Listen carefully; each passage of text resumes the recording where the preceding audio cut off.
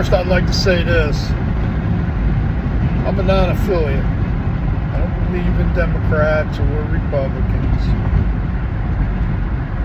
I did vote for Donald Trump. Right now, as far as the war with Iran goes,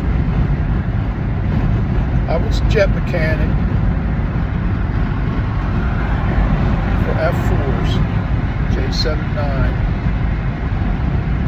back in 1979. They were nearing their end in the mid-80s as far as the United States government was concerned. The F-16, the F-15 were more capable. The F-4 was a little workhorse for a while, but now they sit proudly on a stick in front of VFWs in America. That's Iran's Air Force. Iran also owns the F-14, which we don't play with that anymore. That's a movie plane. We're way up, 22 Raptors, planes like these, from F-4 to F-22s. F-4s are not a threat to us. Everybody knows it. F-14s are not a threat to us. Everybody knows it.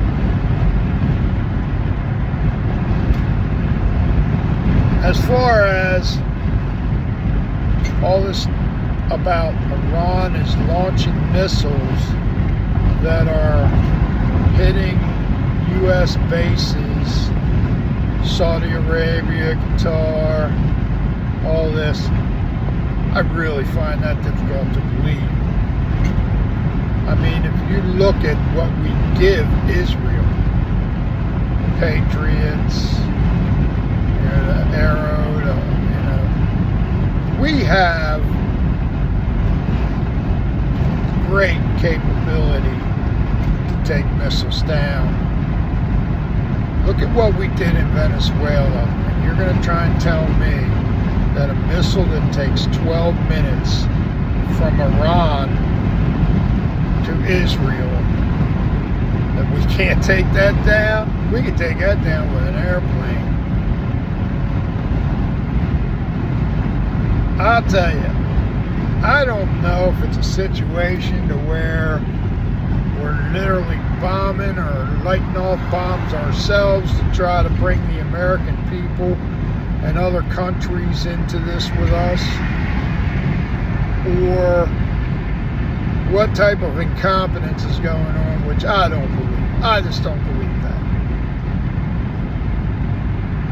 I can't believe for a second that Iran could fire a missile at a military base and it hit. I just don't buy it. Also, if Iran was so capable, what are we doing with so much Navy in one place? We took the Navy right to them. Why aren't they wiping our Navy out with these missiles if they're so capable? Believe me, when we have a fort somewhere, it's fortified. Navy ships, they fortify themselves. Somebody's just going to have to explain something a lot better to me than what they're doing now for me to believe this bullshit.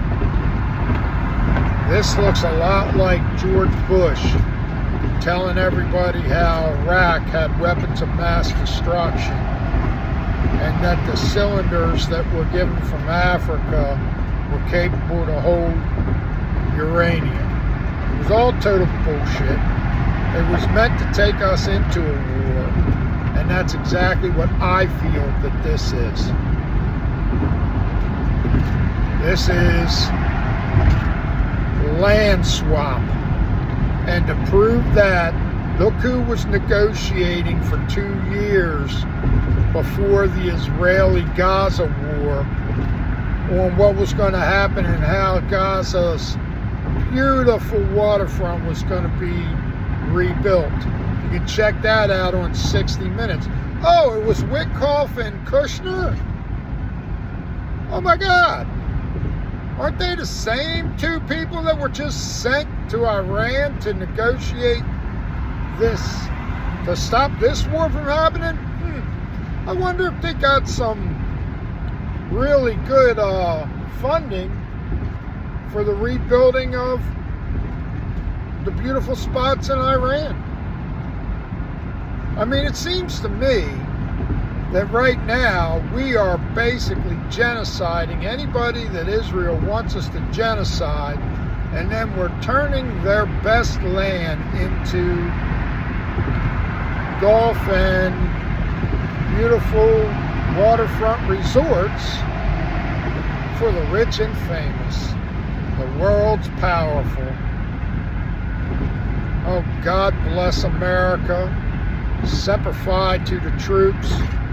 I pray that none of them get hurt, but I already know the plan that they have. They've got to show that Iran is capable of hurting us. And I'm just waiting for one of our aircraft carriers that they want to replace, or a beautiful destroyer or something like that. I'm just waiting for the attack so that we can say to ourselves, it's all worth it.